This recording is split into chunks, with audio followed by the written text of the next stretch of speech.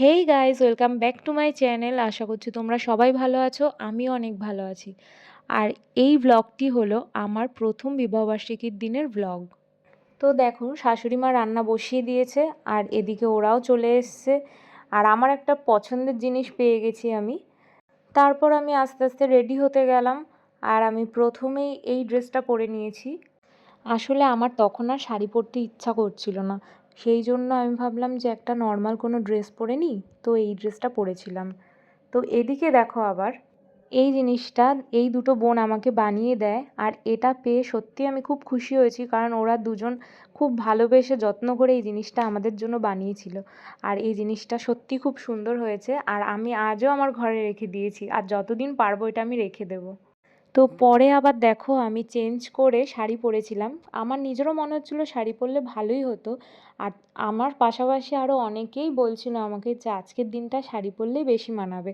তো আর কি, সবার কথা শুনে আর নিজের মনের কথা শুনে চেঞ্জ করে শাড়ি পরে নিলাম।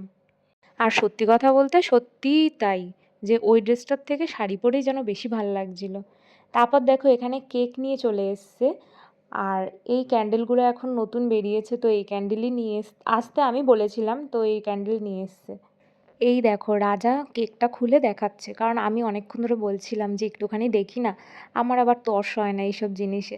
তো দেখো, প্রথমেই তো আমি খুশি হয়ে গেছিলাম চকলেট ফ্লেভার দেখে, আর ওই বড়ি বড়িগুলো দানা দানাগুলো দেখে না আমার একটু ডাউট হচ্ছিল যে কেরম না কেরম টেস্ট হবে কি জানি।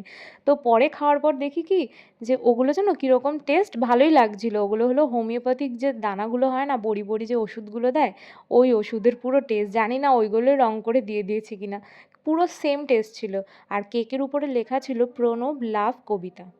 আর এদিকে দেখো, নিজের শ্যুট একটু মানে নিজের ভিডিও নিজেই করছিলাম, আয়নার সামনে দাঁড়িয়ে যেরকম হয়ে থাকে আর কি, মনের মতন করে।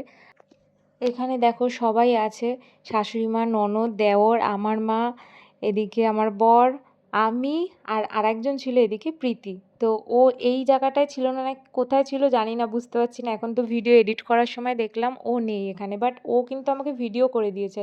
আর এই ভিডিওটা আমাকে ওই করে দিয়েছে।